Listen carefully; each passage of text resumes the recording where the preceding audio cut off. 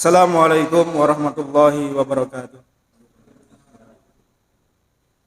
Alhamdulillah, alhamdulillahilladzi arsala rasulahu bil huda wa dinil haqq liyudhhirahu 'ala ad-dini kullihi wa kafa billahi shahida.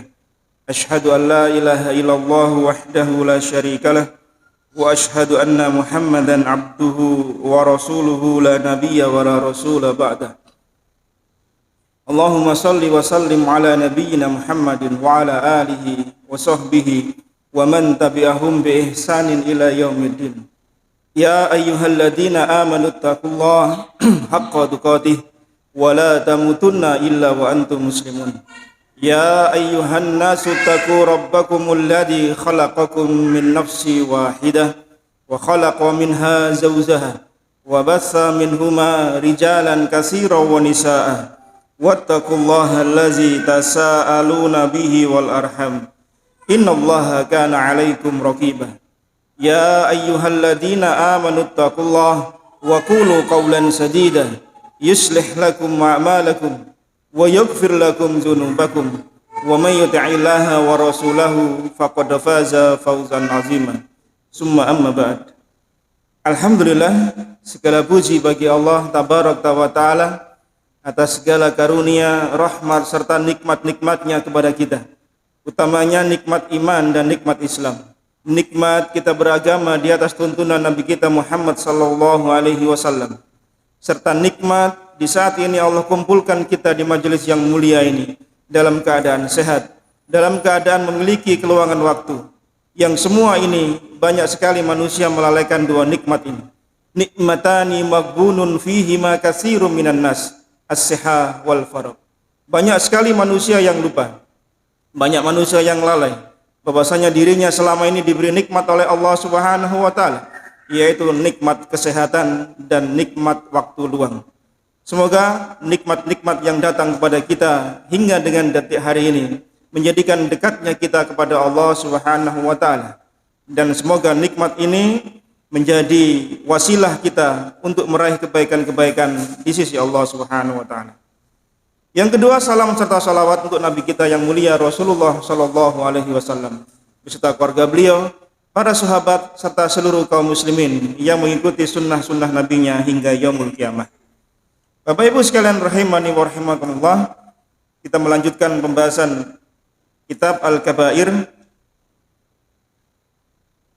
Seharusnya kita membahas dosa besar yang ke-11, tapi karena pertimbangan satu dan lain hal, maka kita majukan pembahasan itu menjadi pembahasan dosa besar yang ke-12, yaitu dosa zina.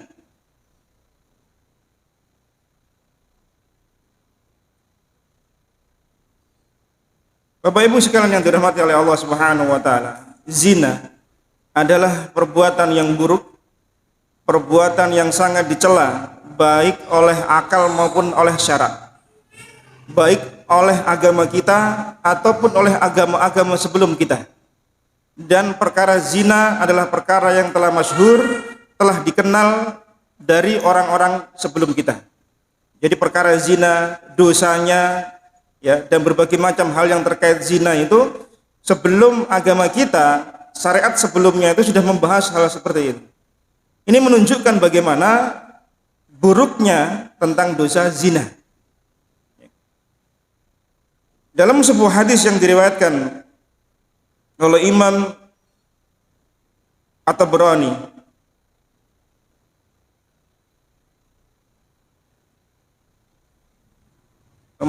oleh Imam Ibnu Hibban, disahihkan oleh Syalbani rahimahullah dalam kitab Silsilah Hadis As-Sahihah, Nabi SAW pernah memperingatkan kepada orang-orang muhajirin.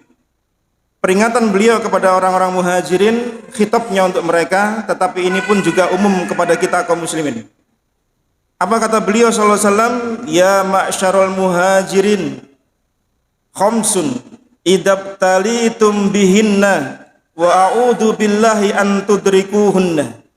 Wahai sekalian orang-orang muhajirin, waspadalah kalian dari 5 perkara yang apabila menimpa kalian, Aku berdoa pada Allah Subhanahu wa taala agar kalian dijauhkan dari 5 perkara itu dan tidak menjumpainya. Hal ini terkait dengan apa? Terkait dengan dampak yang dimunculkan dari 5 perkara tersebut, memunculkan 5 perkara setelahnya. Dan Nabi berlindung pada Allah agar orang-orang muhajirin, para sahabat terjauhkan dari 5 perkara ini. Dari 5 perkara yang Nabi SAW sebutkan, satu yang pertama beliau sebutkan apa? Lam tadharil fahishah fi qaumin qattu hatta yu'linu biha illa fasha fihimut ta'un wal auja'ul lati lam takun madat fi aslafihimul ladina madaw. Lam tadharil fahishah fi qaumi qattun, tidaklah muncul penyakit-penyakit keji, fahishah, yang mengarah kepada syahwat, zina, dan yang seterusnya. Hatta yu'linu biha, sampai nampak, dijaharkan, dinampakkan zina ini terang-terangan. Jadi bahasa kita, tidaklah zina itu terang-terangan di masyarakat, di sebuah kaum, melainkan apa kata Nabi SAW, maka akan tersebar di tengah-tengah kaum tersebut penyakit ta'un dan penyakit-penyakit lain yang tidak pernah ada di kaum sebelumnya. Kita bisa lihat realitanya. Zina tersebar, apa yang muncul?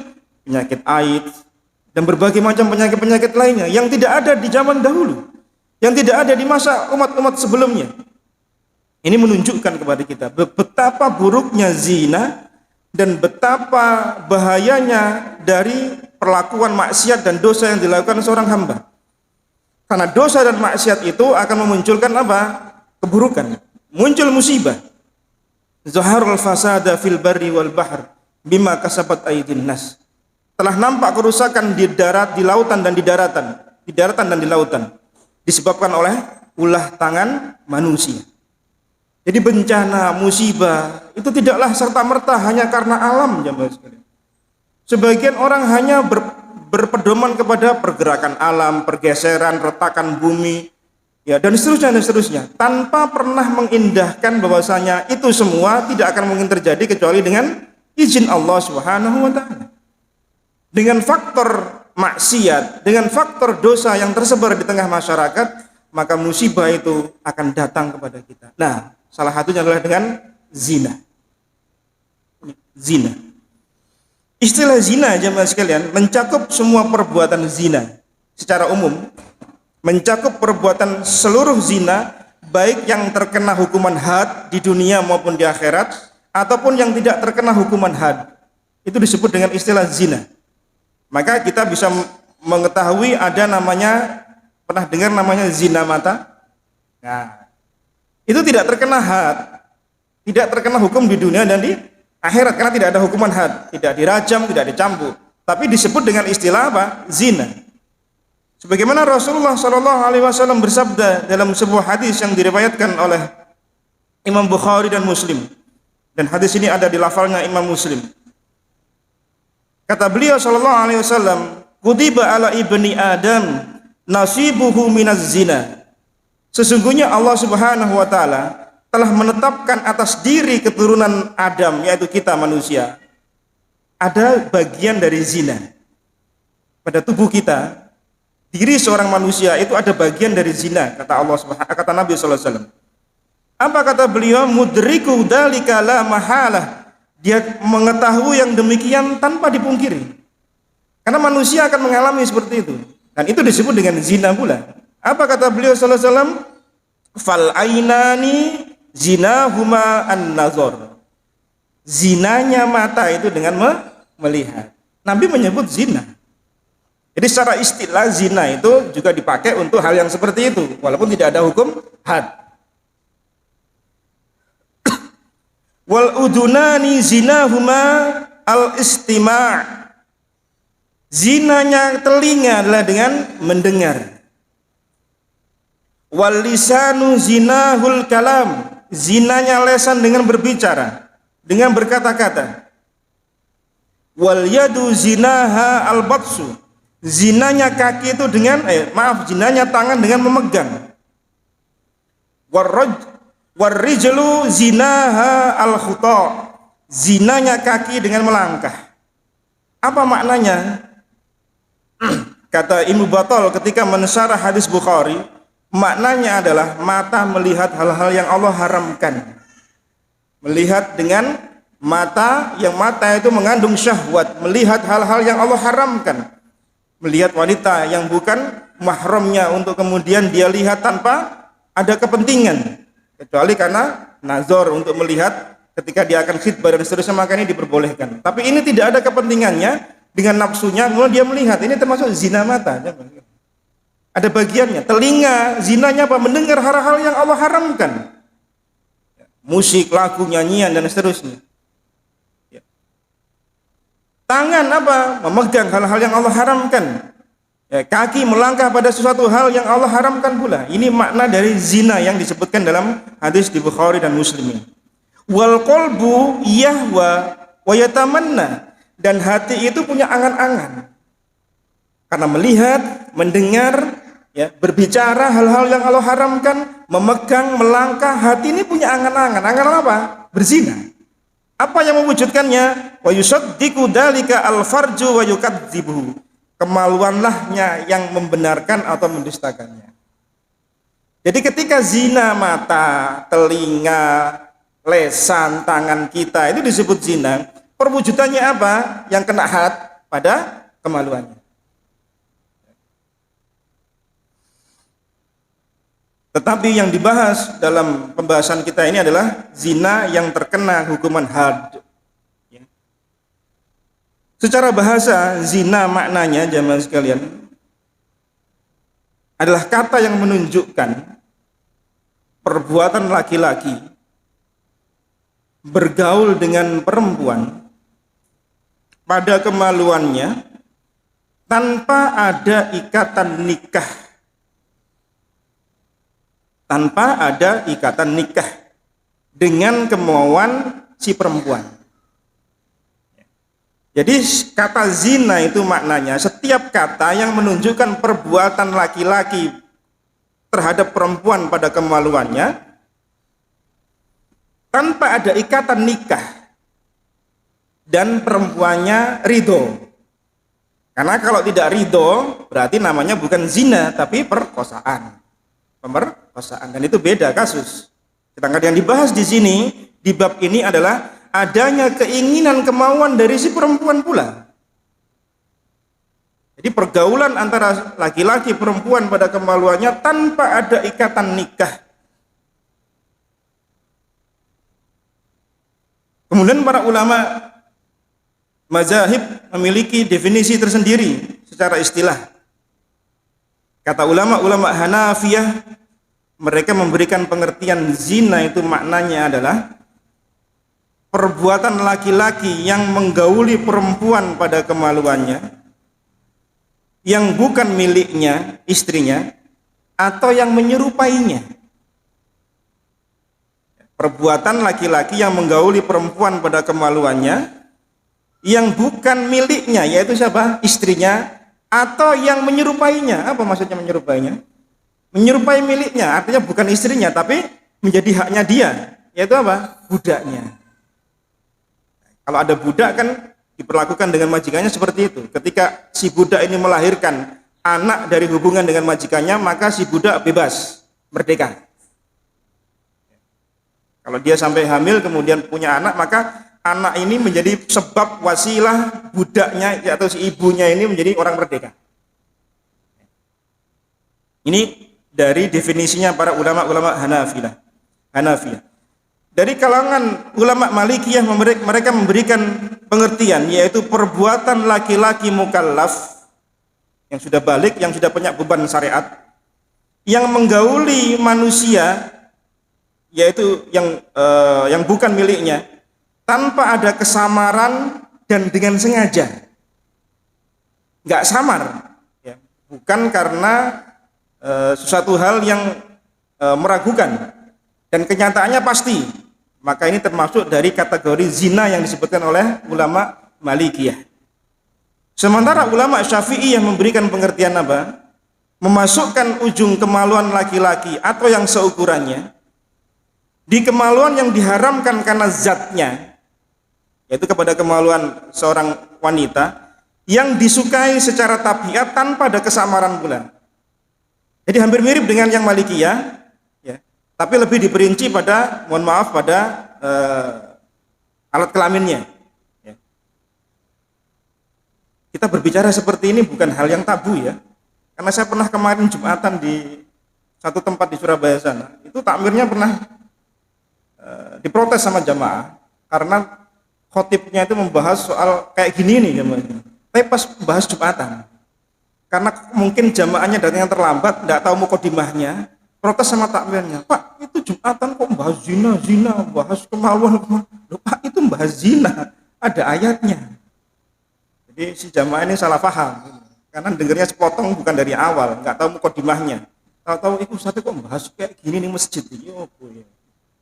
Nggak tahu ini babnya bahas apa itu ya. Sementara ulama Hanabilah memberikan pengertian yaitu perlakuan perbuatan keji pada kemaluan atau dubur. Ya, ditambahkan oleh ulama Hanabilah yaitu tambahkan pada dubur. Ala kulli hal jemaah sekalian, kesimpulan dari apa yang disebutkan para ulama tadi ya saling melengkapi. Mereka tidak berselisih dalam soal definisi sebenarnya.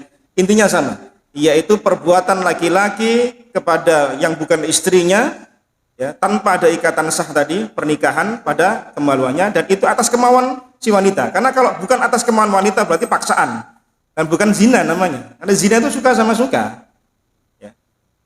Itu namanya pemerkosaan ya. Nanti kita bahas tentang efek-efek yang muncul.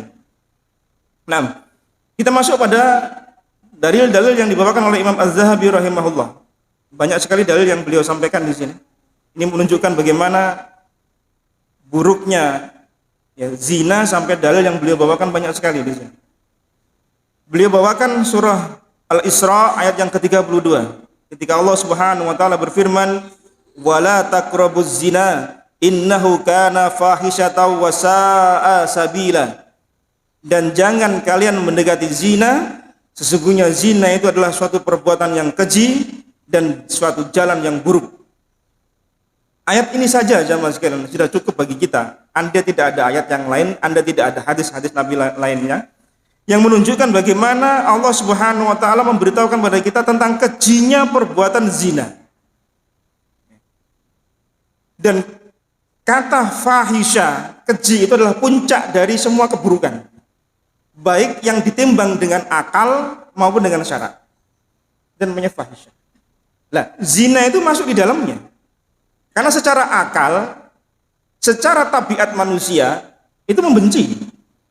Bahkan dikatakan nanti tentang agama-agama yang lain.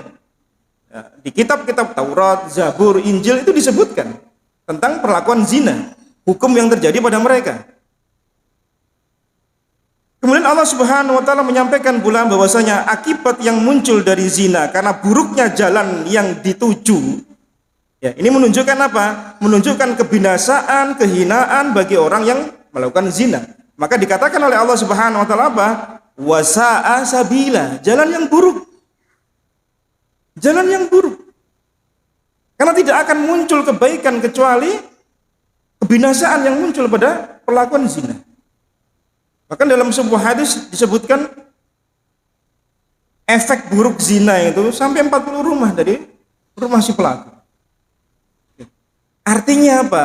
Masyarakat sekitarnya itu menanggung pula efek buruk dari zina. Kalau gampangannya sekarang tersebar berita misal di satu daerah terjadi zina. Ya. Kemudian ketemu dengan tetangganya si tempat pelaku zina ini. Dari mana tempatnya Pak? Dari sana. Yang tempatnya loh. Ini tonggone sih nggak melu apa-apa. Dari itu saja orang kemudian sudah merasa apa? Merasa tidak enak aja mas. Itu efek secara psikologi, belum efek secara yang tidak nyata. Ya, ini bentuk keburukan. Dan ini sudah disepakati jemaah sekalian. Ya. Semua agama mengharamkan zina itu sudah sepakat.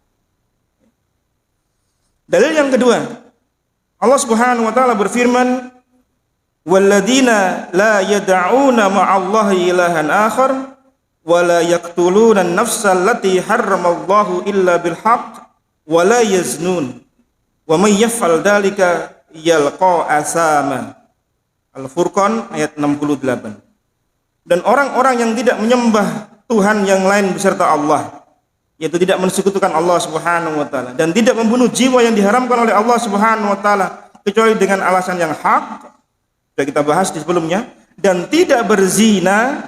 Nah, ayat ini sebelumnya membahas tentang ciri-ciri ibadur rahman, ciri-ciri hamba Allah, hamba-hambanya ar-Rahman. Yaitu apa? Mereka yang tidak menyembah Tuhan selain Allah dan tidak membunuh jiwa. Artinya kebalikannya dari itu adalah orang-orang yang jauh dari sifat-sifat ibadur rahman. Mengapa Allah Subhanahu wa taala gandengkan dengan tidak mensekutukan Allah, yaitu ketika melakukan berarti syirik, tidak membunuh menjadi pembunuh. Allah gandengkan dengan apa? Dengan zina, menunjukkan besarnya dosa zina. Walaupun nanti dosa zina itu bertingkat sesuai dengan kadar yang dijadikan subjeknya, objeknya. Ini menunjukkan ayat ini bahwasanya zina itu perbuatan dosa besar. Kenapa Allah gandengkan dengan yang setelahnya, yang sebelumnya yaitu syirik. Kemudian apa setelahnya? Membunuh.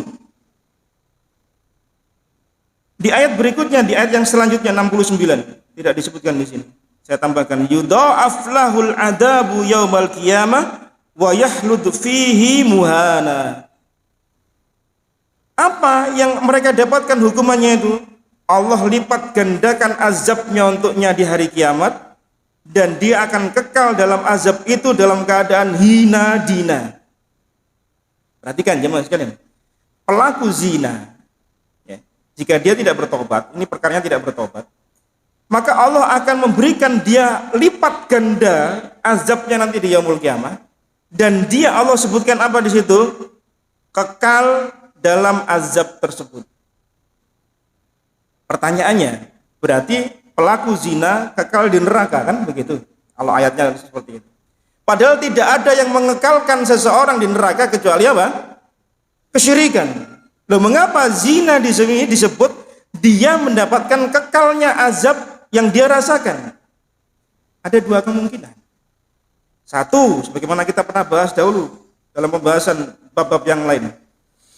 Kekalnya pelaku zina di azabnya di neraka, maknanya adalah satu, lamanya dia mendapatkan azab. Sehingga seolah-olah menjadi kekal. Saking lamanya dia diazab, sampai kemudian disebutkan dia kekal dengan azab tersebut. Itu maknanya.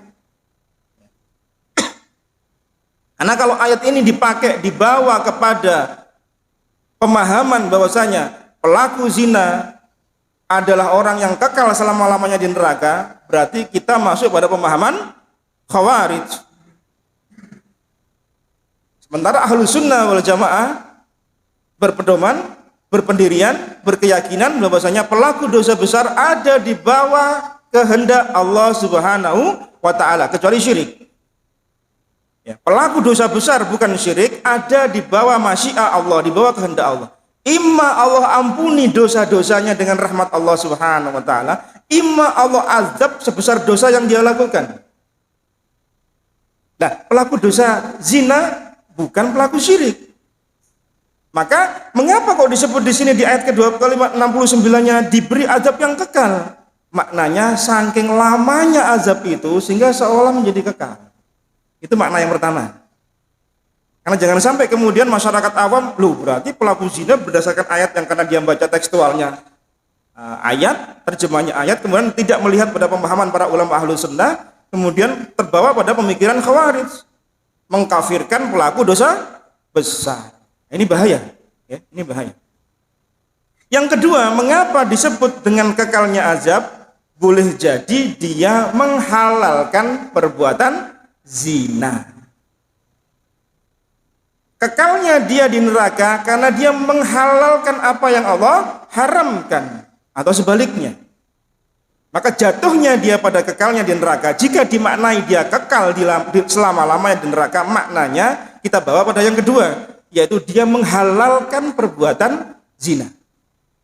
Tapi kalau dia tidak menghalalkan perbuatan zina, dia mengakui zina salah, zina dosa, Nah, maka dia dibawa pada pemahaman yang pertama tadi, yaitu kekalnya dia karena saking lamanya siksa di neraka sehingga seolah-olah menjadi abadan, padahal tidak. Maka Allah sebutkan illa man taba wa amana wa amila amalan salihan fa ulaika yubaddilullahu sayyi'atihim hasanat wa kana Allahu ghafurur rahim, di ayat yang setelahnya, di ayat ke-70. Kecuali orang-orang yang bertaubat, beriman, beramal soleh, maka kejahatan mereka diganti oleh Allah Subhanahu wa taala dengan kebaikan. Ini menunjukkan bahwasanya zina itu bukan bentuk kekufuran kecuali dia menghalalkan. Sebagaimana dosa-dosa besar yang lain, ketika kita membahas dosa membunuh dan seterusnya, ketika dia menghalalkan, ya jadilah dia abadan dengan sebab dia menghalalkan apa yang Allah haramkan. Jadi bukan jatuhnya pada kekalnya adalah abadan sebagaimana orang-orang musyrik. Ya.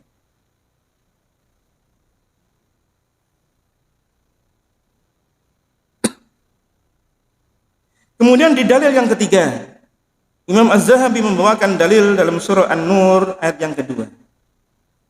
Az-zaniyatu waz-zani fajlidu kulla wahidin minhuma mi'ata jaldah wa la ta'khudkum bihima ra'fah. Lanjutan ayatnya adalah fi dinillahi in kuntum tu'minuna billahi wal yaumil akhir wal yashhad adabahuma ta'ifatum minal mu'minin. Az-zaniyatu, yaitu pezina perempuan, wazani, dan pezina laki-laki, karena nanti ada disebut di ayat yang setelahnya, di ayat yang ketiga itu pezina laki-laki dulu baru perempuan. Nanti ada hikmah mengapa Allah sebutkan perempuan dulu baru kemudian yang laki-laki atau sebaliknya. Fajlidu kulla wahidin minhuma mi'ata jaldah, deralah, cambuklah masing-masing mereka dengan 100 kali cambukan. Wala ta'khudkum bihima ra'fatun fi dinillahi in kuntum tu'minuna billah, jangan ketika mencambuknya itu ada rasa welas asih pada mereka. Jadi kalau pas nyambuk mendera pelaku zina itu tidak boleh ada kasihan. Sak norek wis tua. Misalnya, wah kasihan badannya kurus, kasihan sakit. Kemudian yang nyambuk mulai melemah, nyambuk itu tidak boleh. Disuruh nggak boleh punya rasa welas kasih sama pelaku zina ketika nyambuk. Makanya algojonya itu harus wong tegelan. Nek model kayak antum semua kita gak tegelan gitu. Ya. Wongnya kalem-kalem soalnya, jadi aduh sak norek. Terus biar nggak usah nyambuk nanti. Ditunggu kok gak ono cambukan gitu ya, malah dilus-lus punggungnya. Wah, ini nggak jadi apa namanya taubat orangnya nanti ini. Agar apa? Kalian mencegah kalian dari menjalankan hukum Allah. Jadi belas kasihan kita ini muncul rasa kasihan. Kasihannya apa? Wis ning ngono gak usah dicambuk. Nah, ini kan berarti muncul apa? Sikap kita tidak menjalankan perintah Allah Subhanahu wa taala. Dan hendaklah hukuman cambuk ini ya, wal yashhad adabahuma ta'ifatum minal mu'minin, disaksikan oleh sebagian orang-orang mukmin. Jadi hukuman bagi orang yang dicambuk ketika berzina itu di tanah lapang, dilihat orang banyak, nggak sembunyi-sembunyi, nggak cuma 2 saksi, enggak, sebagian kaum mukminin, ya bukan 1 2, ini sebagian berarti banyak gitu loh ya. Ada faedah yang menarik dari ayat ini jemaah sekalian. Penyebutan az-zaniyah, kemudian wazani, pezina laki-laki perempuan, baru kemudian pezina laki-laki.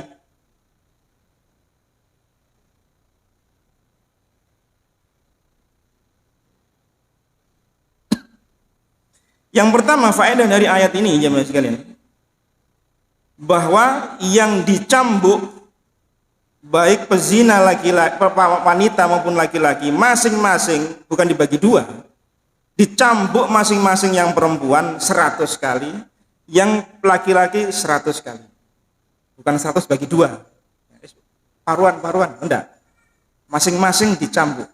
Siapa yang dicambuk di sini?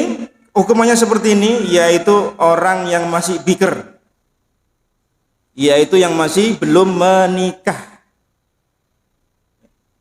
Yang walaupun sudah tua tapi kalau belum menikah ya masuk pada hukum ini. Jadi hukuman cambuk 100 kali itu diberlakukan dalam syariat bagi pezina yang belum merasakan lezatnya jima dengan hubungan resmi menikah. Misal bujangan, ya, masih gadis, masih jejaka misalnya. Kemudian berzina, maka masing-masing dari keduanya dicambuk 100 kali. Namun bagi yang telah menikah, maka hukumannya apa? Ditambah dengan dirajam. Sebagian riwayat atau sebagian hukum yang diterapkan adalah sebelum dirajam pun juga dicambuk. Tapi sebagaimana yang diterapkan Nabi SAW dan Abu Bakar, maka tidak dicambuk tapi langsung dirajam bagi yang muhson. Yang dibahas di sini ayat ini adalah ghairu muhson, yaitu mereka yang belum pernah menikmati lezatnya jima dalam hubungan suami istri yang resmi. Kemudian mereka berzina, maka dicambuk masing-masing 100 kali deraan cambuk. Bagi yang sudah menikah atau sudah pernah merasakan dalam ikatan resmi pernikahan, walaupun pasangannya sudah cerai misalnya, pasangannya sudah meninggal misalnya, tapi dia pernah merasakan nikmatnya berhubungan suami istri ketika menikah dahulu, kemudian dia berzina, maka hukumannya dirajam, bukan dicambuk. Karena dia masuk pada muhson. Orang yang terkena hukum had yaitu dengan dirajam. Dirajam itu jamaah sekalian, ditanam si pelaku itu separuh badannya di tanah, digali tanah, kemudian dirajam, ditanam separuh badannya, kemudian dilempari batu sampai dia meninggal dunia. Dan itu disaksikan oleh masyarakat sebagai saksi. Itu yang pertama. Yang kedua, faedah dari ayat ini, selain dicambuk 100 kali bagi yang ghairu muhson, bagi jejaka, bagi bujangan yang belum pernah menikah, kemudian dia berzina, yaitu ditambah hukumannya selain dicambuk, diasingkan setelahnya. Diasingkan selama 1 tahun di negeri yang asing. Ulama sedikit berbeda pendapat. Dari kalangan Malikiyah kalau tidak salah, mereka berpendapat tidak harus diasingkan, terutama bagi wanita. Kenapa? Wanita kan nggak boleh safar, apalagi dia seorang diri tanpa mahram. Nah, ini harus diasingkan di negeri yang asing. Tetapi jumhur ulama menyebutkan tambahan diasingkan itu berlaku, baik bagi jejaka maupun bagi wanita. Tapi ketika diasingkan, benar-benar diasingkan, dijauhkan dari keramaian, dijauhkan dari peradaban, ya Mas. Bukan diasingkan setahun, dibawahi kuota internet unlimited setahun. Loh ya podo wae, iki gak diasingkan, nambah wawasan nanti dia malah. Ya. Jadi enggak dibawahi apa-apa. Ya, taruh di hutan barangkali sudah diasingkan sana, dijaga tidak boleh keluar, dia berinteraksi dengan manusia yang lain. Ini kalau ada khilafah, ada ulil amri yang menerapkan seperti itu, gitu ya. Masing-masing tidak boleh, nanti kita bahas tentang setelahnya nanti. Dalam sebuah hadis yang diriwayatkan oleh Imam Muslim di hadis nomor 1690 dari Ubadah bin Samit radhiyallahu an, Nabi sallallahu alaihi wasallam bersabda, "Khudhu anni, ambillah dariku, ambillah dariku. Qad ja'alallahu lahunna sabilan, al-bikru bil bikri jaldu mi'atin wa nafyu sanatin wasayyibu bisayyibi jaldu mi'atin warrajmu." Ambil dariku, yaitu ketetapan Nabi sallallahu alaihi wasallam. Allah telah menjadikan bagi mereka jalan keluar, yaitu apa? Apabila berzina jejaka dengan gadis, maka cambuk 100 kali dan asingkan setahun. Hadis Muslim. Dan bagi pezina yang sudah menikah, maka dicambuk 100 kali dan dirajam. Tapi prakteknya Nabi tidak merajam, sebagaimana datang Ma'is bin Malik dan seorang wanita dari Juhaini atau dari wanita Al-Ghamidi, maka beliau langsung merajamnya. Ya tidak langsung tidak diawali dengan dicambuk. Jadi pembahasan di ayat ini adalah gadis jejaka berzina dicambuk. asingkan setahun, hukuman tambahan, dan itu hina ya Mas. Orang diasingkan itu hina, kehinaan itu. Rasulullah SAW pernah bersabda kepada seorang ayah yang anaknya berzina, masih gadis, wa'ala ibnika jaldu mi'atin wa takribu amin. Anakmu yang berzina nanti akan dicambuk 100 kali dan diasingkan setahun. Hadis riwayat Bukhari dan Muslim.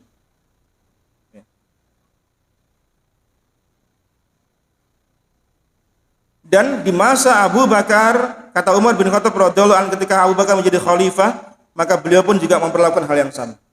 Kalau ada yang berzina tertangkap, ya, artinya tertangkap itu ada saksi-saksi dan seterusnya, maka dia dikenai hukuman cambuk dan diasingkan 100 kali. 1 tahun. Maaf, 1 tahun.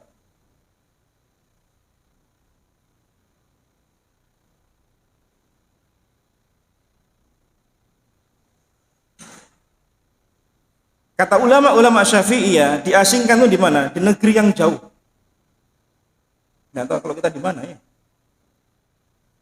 Di Antartika atau apa gitu mungkin. Jadi jauh. Kata ulama-ulama Syafi'iyah, diasingkan itu di negeri yang jauh. Nek deket lah iso balik mana ya gitu. Atau disambangi sama keluarganya gitu ya, nggak ada hukuman. Kan maknanya supaya apa? Supaya dia terasing dan itu menjadi obat bagi dirinya.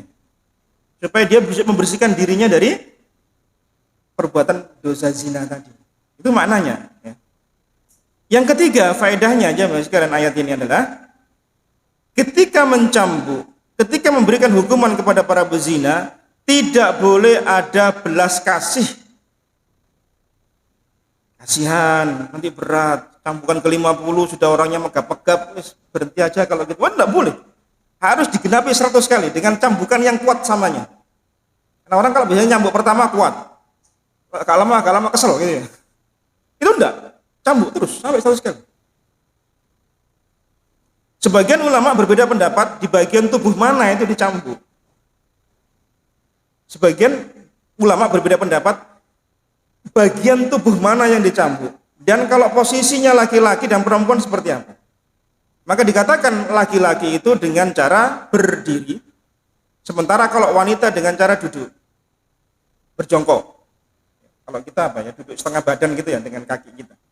Supaya apa? Supaya auratnya tidak tersingkap.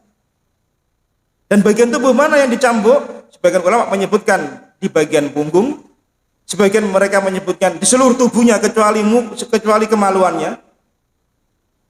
Sebagian lagi beberapa anggota tubuh tertentu.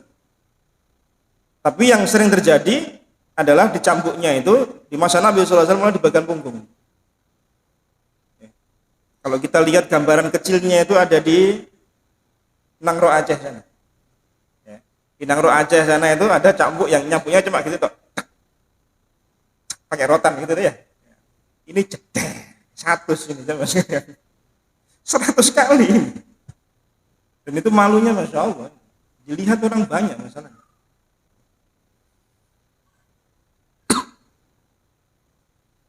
Kata Nabi SAW, ketika seseorang itu terkena hukuman, yaitu diberi hukuman cambuk, dihukum had, maka belas kasih itu tidak ada. Hikmahnya apa? Ini sebagai kafarat. Dera bagi pezina 100 kali itu menjadi kafarat dirinya nanti, daripada nanti dia apa? Mendapatkan hukuman di yaumul akhir. Mending sakit di dunia tapi aman nanti di akhirat, daripada kita aman di dunia kemudian di akhirat Allah berikan siksa seperti itu. Nah, maka disebutkan di sana, nanti kita ada faedah sedikit di sana. Maka kata Nabi SAW, "Waman asaba syai'an min dalika fa'uqiba bihi fahuwa kafaratullah." Barang siapa yang terkena hukum had, maka hukum had itu kalau dia ridho untuk menerimanya, maka menjadi kafarat bagi dosanya. Jadi kalau orang sudah terkena hukum had di dunia, bukan di penjara ya, beda. Hukum had dengan di penjara berbeda. Kecuali itu memang hukum hadnya adalah bentuknya di penjara. Kalau orang itu dirajam, orang dicambuk, orang dipotong tangannya, orang dikisos, itu menjadi hukuman kafarat bagi dirinya dari dosa-dosa yang dia lakukan. Jadi nggak punya dosa lagi sebenarnya. Sedangkan orang yang terkena hukuman had, lantas Allah menutupinya, maka urusannya diserahkan pada Allah Subhanahu wa taala. Imma Allah memaafkan, imma Allah menyiksanya. Maka ini adalah rahmat dari Allah Subhanahu wa taala. Faedah yang keempat, hukuman had ini yaitu cambuk adalah diterapkan kalau memang yang berbuat zina itu berterus terang ngaku pada qadhi, ngaku pada hakim, ngaku pada penguasa, orang yang berkompeten hukum membahas soal itu, kemudian Pak saya berzina, atau ada saksi, dan minimal saksi yang disyariatkan adalah 4 orang saksi, bukan 2, bukan 3. Dan disyaratkan bagi saksi adalah melihat langsung dengan mata kepala sendiri, tanpa tersamar, tanpa tertutupi hijab, tanpa tertutupi sesuatu, timba telah masuk ke dalam sumur. Kalau masih ada kesamar-samaran, maka ini tidak dijatuhkan dia perbuatan zina. Walaupun 4 orang ini melihat, tapi karena tertutup selimut barangkali, tertutup pintu, cuma anak kodak-kodak di dalam kamar misalnya, itu tidak bisa langsung dituduh, oh berzina ya, tidak bisa. Kenapa? Mata nggak langsung melihat dengan nyata ini perbuatan timba masuk dalam sumur. Contoh ketika ya mohon maaf, misalnya ada kasus, ya digerebek di sebuah rumah atau di sebuah kos-kosan atau di sebuah kamar hotel. Ketika didobrak ternyata terlihat ada 2 orang laki perempuan yang tidak berpakaian tertutupi oleh selimut misalnya. Apa bisa langsung dihukumi dia berzina? Belum tentu. Karena syarat yang disyaratkan agama, 4 orang saksi itu melihat langsung timba masuk dalam sumur. Paham maksudnya? Ya. Kalau masih belum itu, maka masih ini indikasi melakukan zina. Maka untuk menjadi saksi perzinahan itu berat ya maksudnya. Kalau tidak terbukti atau bahkan ini beritanya dusta atau dia itu ngarang-ngarang cerita, maka saksi ini bisa didera, dihukum oleh qadhi. Kenapa? Menjadi saksi palsu. Maka orang yang terkena hukum had atas perbuatan zina, entah dia dicambuk, entah dia dirajam, maka ada 2 caranya, yaitu dia mengaku. Sebagaimana Ma'is bin Malik datang pada Nabi sallallahu alaihi wasallam, "Ya Rasulullah, tahhirni, sucikan aku." Beliau ulang-ulang pertanyaan yang sama pada Nabi sallallahu alaihi wasallam, permintaan yang sama. Nabi mengatakan, "Aku sucikan engkau dari apa?" "Aku berzina ya Rasulullah." "Bener tak kamu berzina? Jangan-jangan kamu mabuk?" "Enggak."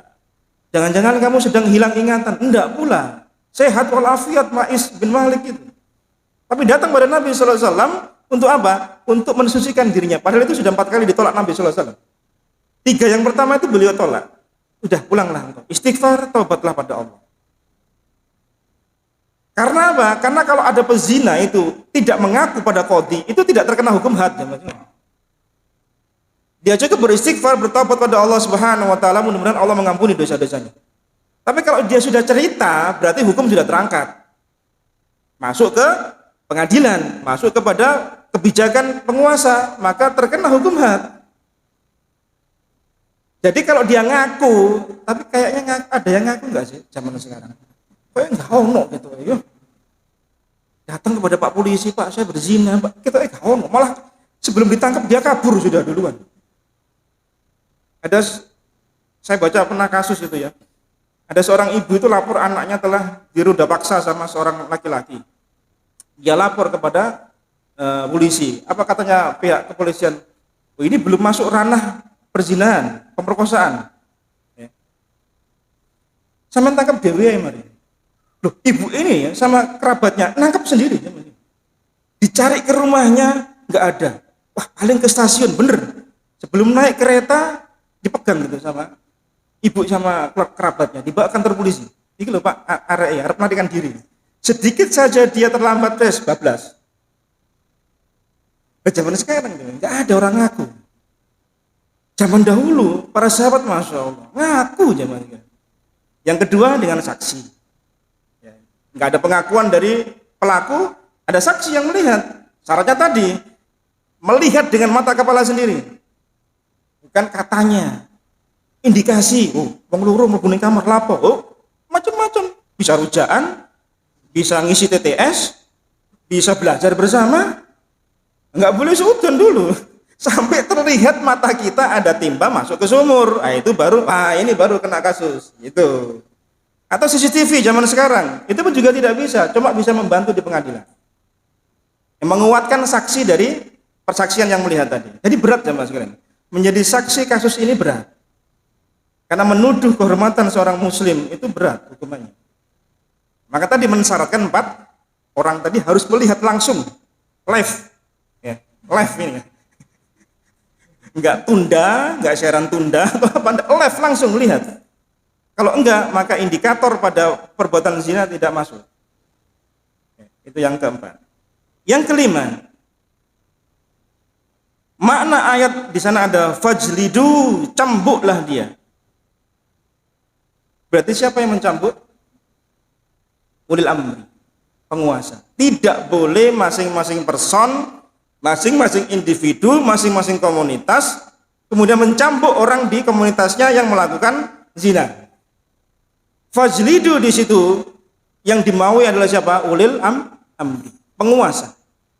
Qadhi memerintahkan kepada algojonya cambuk. Karena ada perintah dari qadhi, ada dari ulil amri.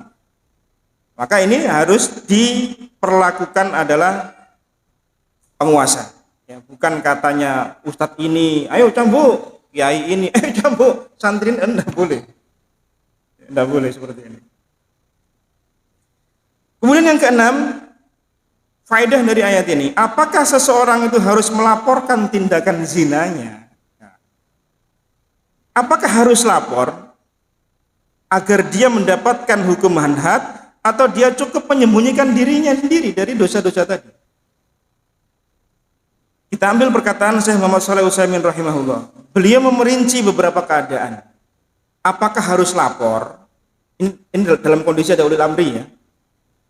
Apakah harus lapor saya berzina atau saya nggak usah lapor?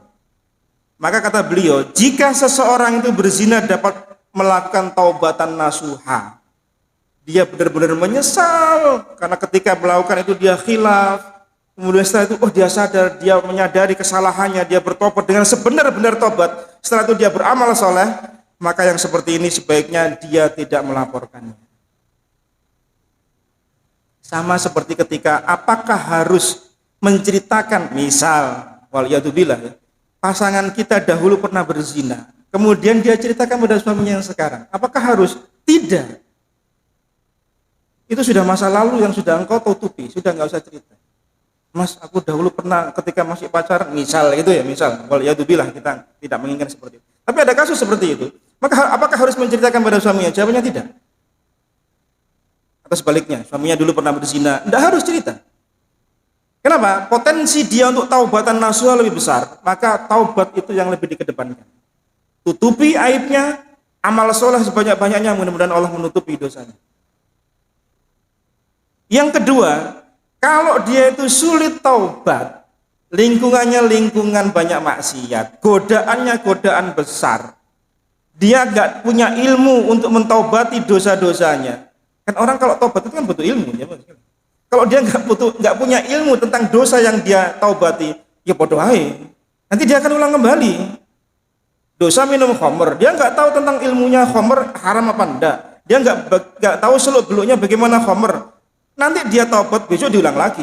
Karena apa? Lingkungan, karena kondisi, karena psikologi dan seterusnya. Nah, kalau potensinya orang seperti ini, maka sebaiknya lapor pada qadhi agar qadhi menyelesaikan urusan dia, membersihkan jiwanya, membersihkan dosanya dengan apa? Didera.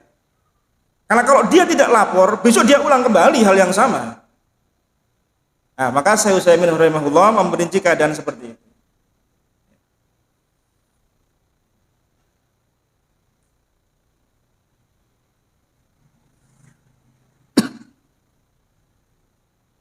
Mudah-mudahan Allah menutupi dosanya.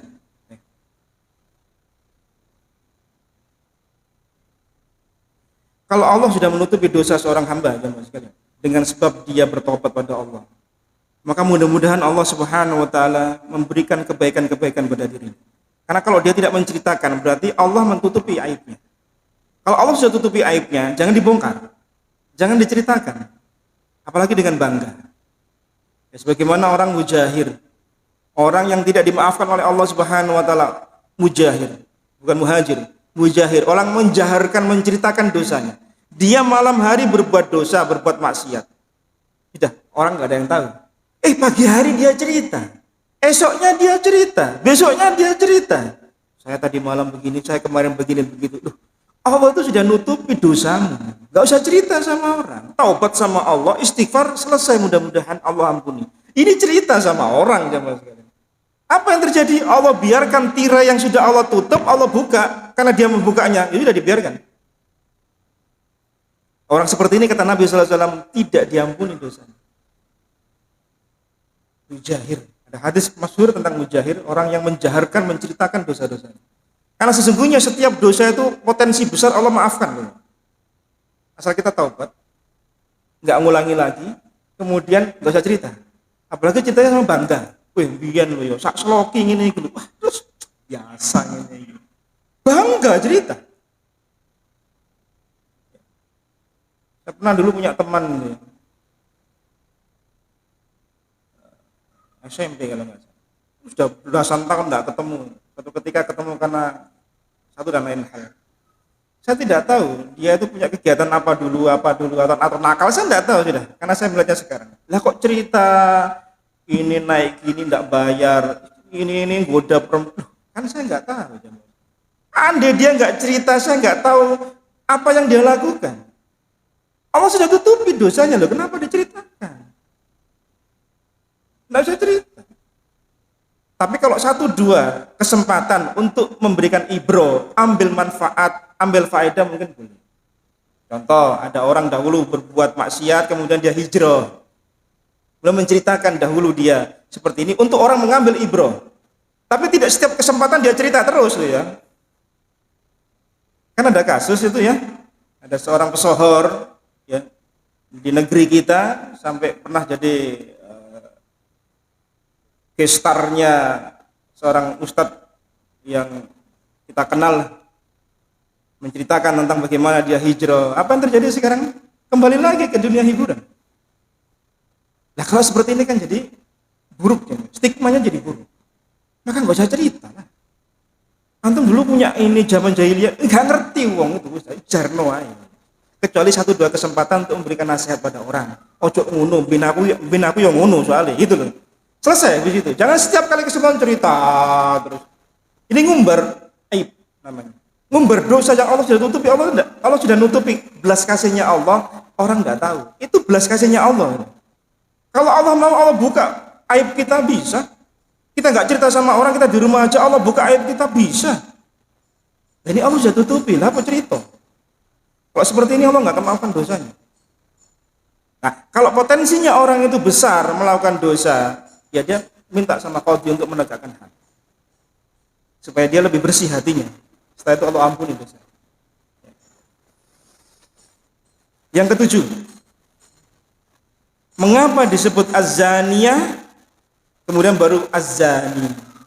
Wanita berzina dan laki-laki berzina. Apa faedahnya jemaah sekalian? Kenapa kok disebut laki perempuan dahulu baru kemudian laki-laki yang berzina? Pertama, karena wanita itu seringnya tabaruj, mempercantik diri. Itu tabiatnya wanita masalahnya. Ya. Kalau ada laki-laki tabaruj, yo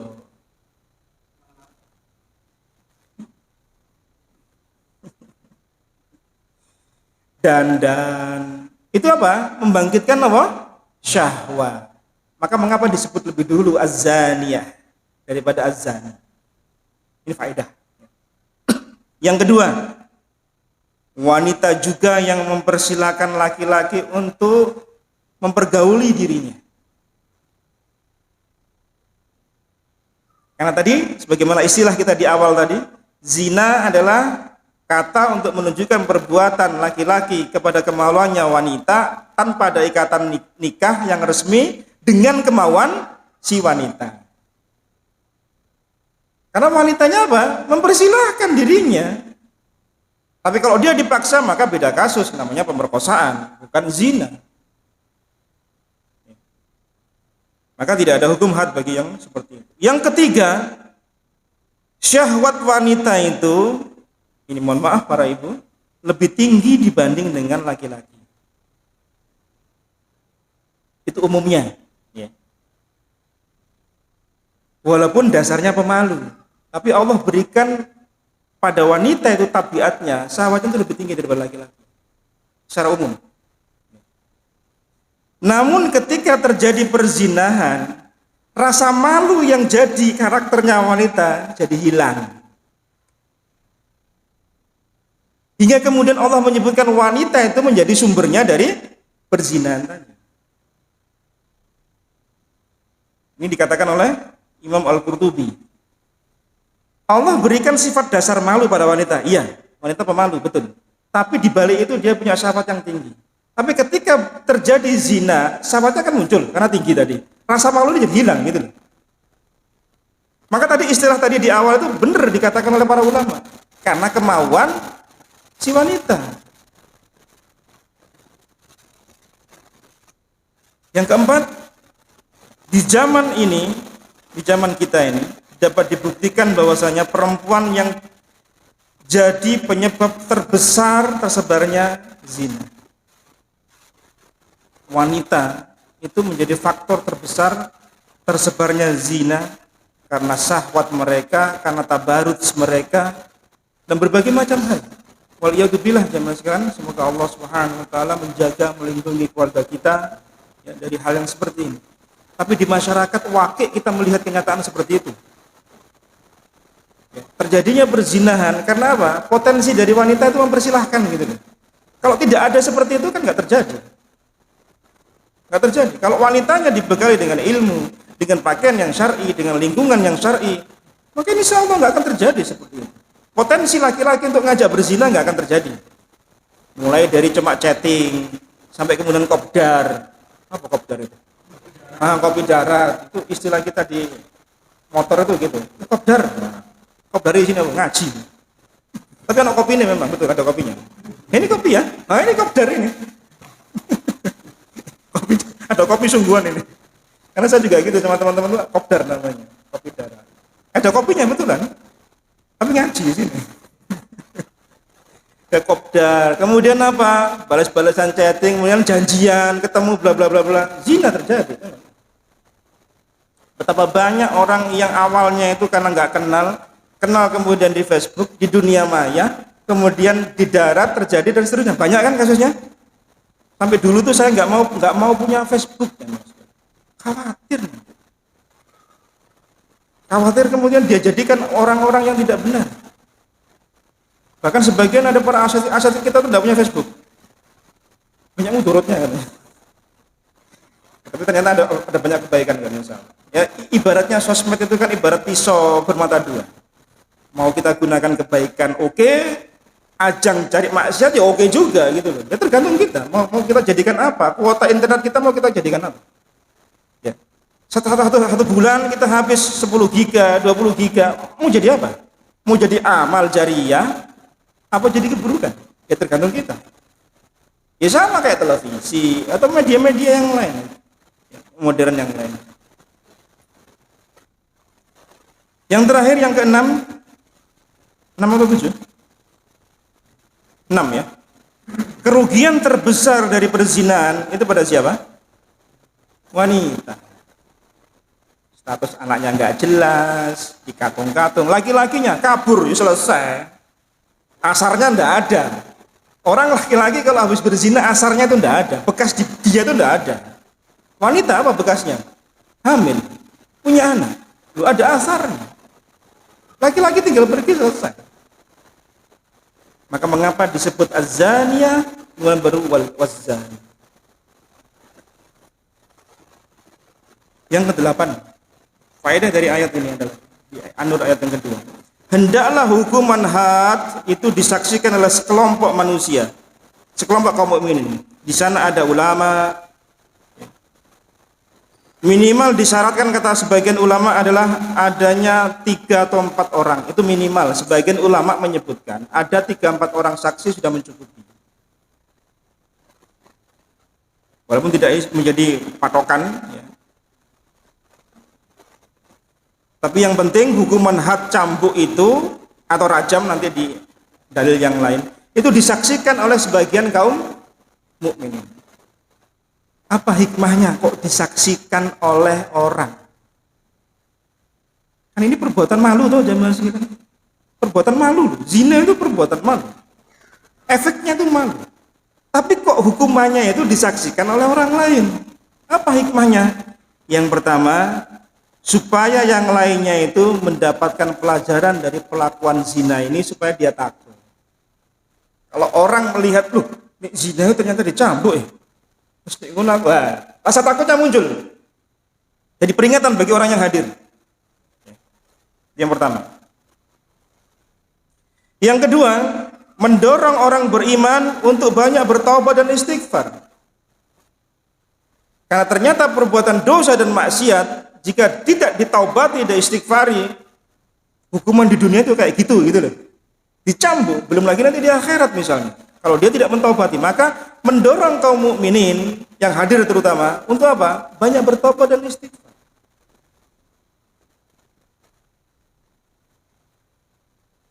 Yang ketiga, supaya adanya syariat dan cara eksekusi had yang diketahui oleh kaum muslimin. Karena kalau tidak disaksikan, tidak dipertontonkan di khalayak ramai, kan nggak tahu bagaimana teknis cara mencambuk, teknik cara merajam, teknik cara mengkisos, karena nggak dilihat sama orang gitu loh.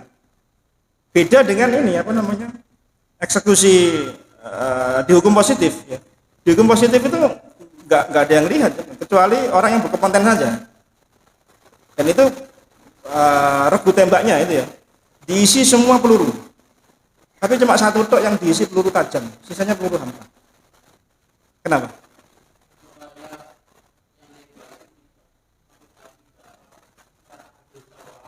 Tidak punya beban psikologi. Semua merasa aku sing nembak.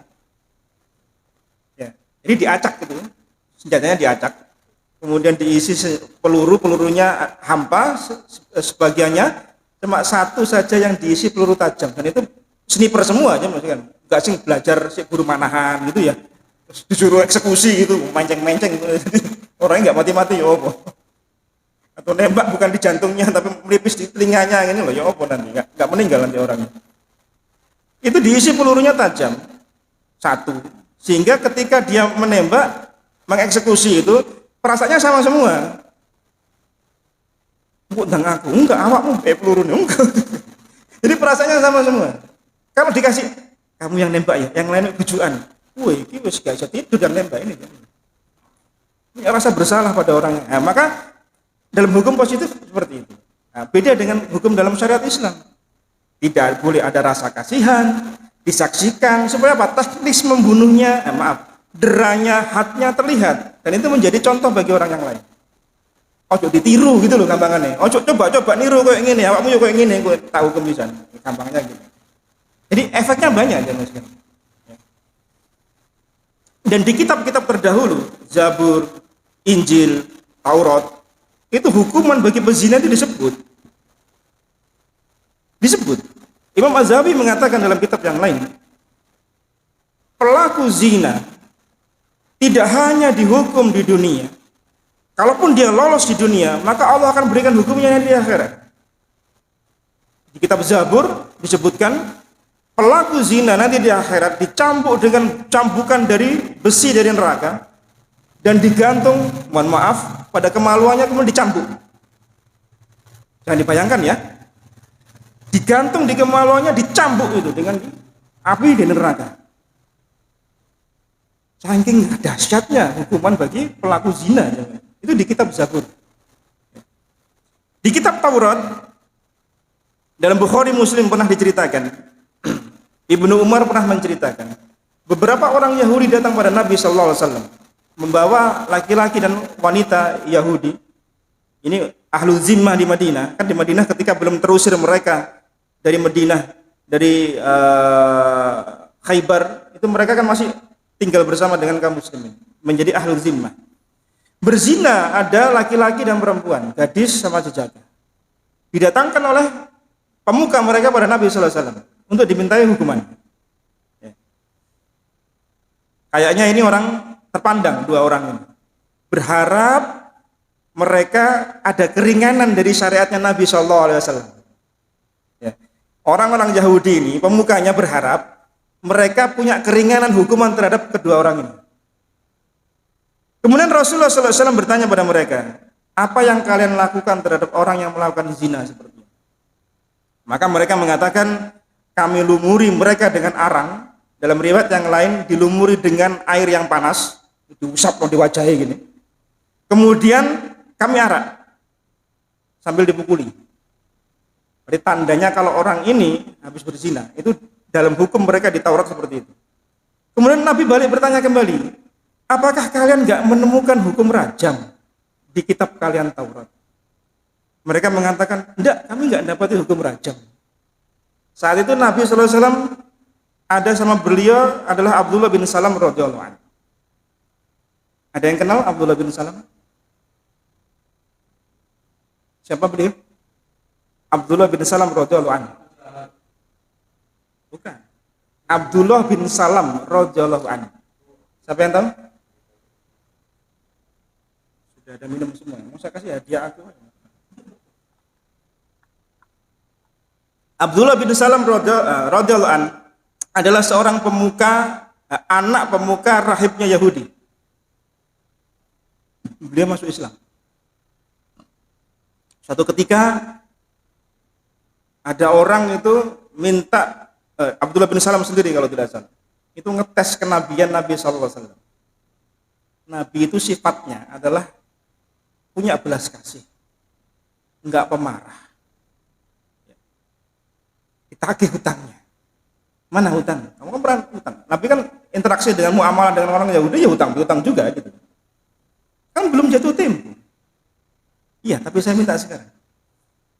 Diminta, kemudian ya sudah, karena minta, kemudian Nabi SAW minta pada Umar, ambil ke Baitul Mal, kasih 2 karung, aslinya 1 karung hutangnya kurma, Nabi beliau kasih 2 karung. Itu Abdullah bin Salam kalau tidak salah di hadis itu memang ngetes Nabi SAW. Nabi ku ngamuan enggak? Saya beginikan ini marah enggak? Karena tanda-tanda kenabian dalam Taurat menyebutkan Nabi demikian. Setelah ternyata Nabi kemudian belas asih kepada orang yang menagih hutangnya, baru mereka sadar, dia sadar, oh iya ini Nabi, bersyahadat pada Nabi SAW. Nah, Abdullah bin Salam ini adalah salah seorang anak pemuka rahibnya Yahudi, masyhur, terkenal, disegani. Begitu dia masuk Islam, apa yang terjadi? Dia diacuhkan, didustakan oleh kaumnya. Padahal sebelum itu Nabi mengatakan, apakah engkau mengimani, mempercayai perkataan Abdullah bin Salam? Iya. Ketika dikatakan dia sekarang masuk Islam, oh itu orang pendusta, itu orang, baru saja dia mengatakan Abdullah bin Salam orang baik. Begitu dikatakan Nabi dia baru masuk Islam, langsung didustakan. Nah, Abdullah bin Salam menyertai Nabi SAW di kasus ini. Kemudian dibacalah Taurat itu, diajari oleh pemuka-pemuka mereka. Apa yang terjadi ketika membaca kitab Taurat mereka tentang hukuman rajam? Tangannya nutupi ayat tentang rajam. Jadi dibaca di sini, dilewati di sini. Abdullah bin Salam yang menyertai Nabi SAW kan tahu itu kitabnya dahulu. Ya Rasulullah, tolong suruh angkat tangannya dia. Itu ada ayat rajam di situ. Disuruh ngangkat. Ayo baca, ono rajamnya di situ. Ini di Bukhari Muslim. Hadis ini di Bukhari Muslim. Di Muslim nomor 1659, Ibnu Umar menceritakan hadisnya. Kemudian dibawalah ke tempat tanah lapang untuk dirajam. Dan Ibnu Umar ikut pula merajam si laki-laki dan wanita ini. Karena hukum Taurat itu menyebutkan dirajam. Dan mereka orang Yahudi. Maka Nabi menggunakan hukum itu dipakai untuk mereka. Karena mereka bertahkim pada Nabi SAW. Mereka mengatakan, ya sudah, apa terserah engkau. Hukumnya apa? Ya terserah. Dan Nabi mengatakan seperti itu. Karena di Taurat sendiri ada hukum rajam bagi bezina. Ibnu Umar melihat si laki-laki melindungi si wanita dari lemparan rajam orang-orang yang hadir saat itu. Sampai meninggal dunia. Ini menunjukkan bahwasanya apa?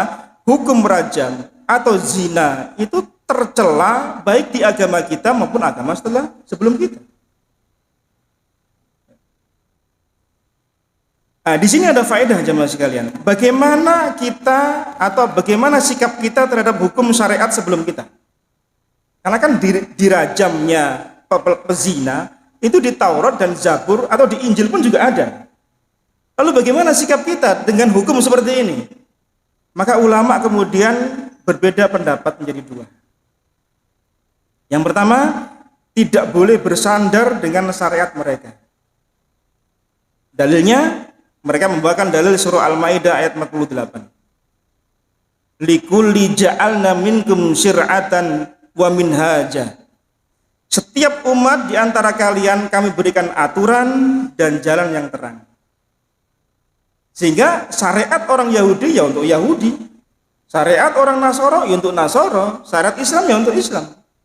Maka orang Islam tidak boleh bersandar kepada syariatnya orang yang sebelum kita. Berdasarkan ayat ini. Tapi jumhur ulama berpendapat bolehnya bersandar atau bolehnya syariat itu dipakai untuk kita.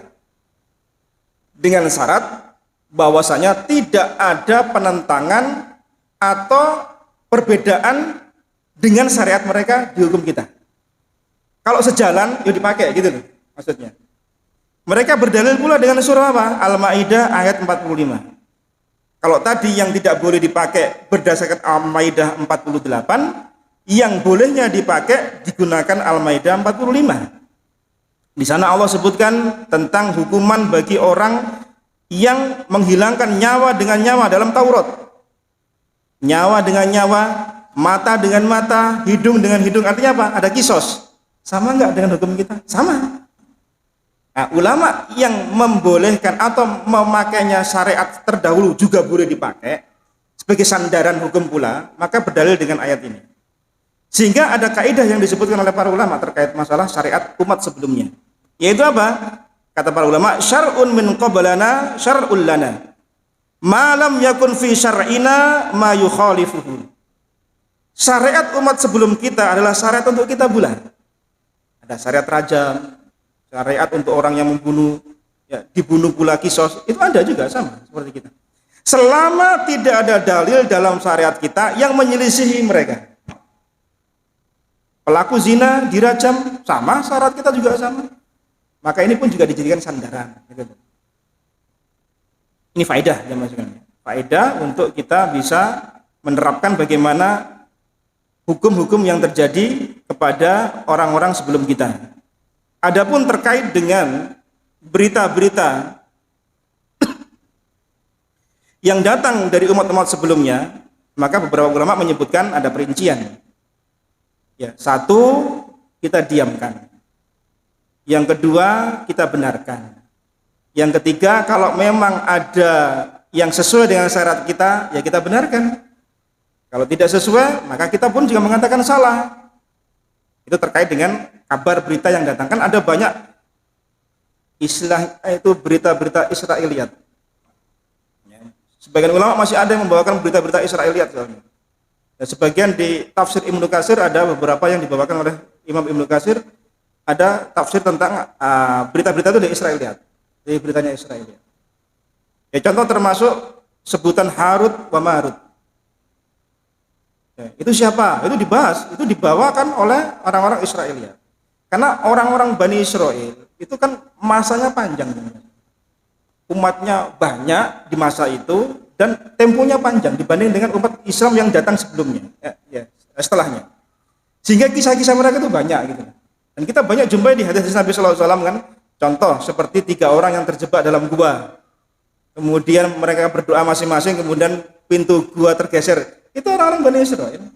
Kemudian 3 orang yang didatangi malaikat, kemudian yang satu buta, yang satu botak, yang satu penyakit kulit. Allah berikan nikmat ini dan itu orang-orang Bani Israil. Dan banyak sekali. Jadi kisah mereka banyak. Kalau yang sahih ya kita ambil, kita jadikan ibrah. Kalau enggak ya sudah. Hanya sekedar cerita saja tapi jangan diimani. Nanti kalau pas salah nanti repot kita nanti. Ya. Itu terkait dengan ayat yang kedua dari surah An-Nur atau dalil yang ketiga yang dibawakan oleh Imam Az-Zahabi rahimahullah. Kita tambahkan satu dalil lagi yaitu ayat yang keempat. Allah berfirman, "Az-zani la yankihu ila zaniyatan aw musyrikah."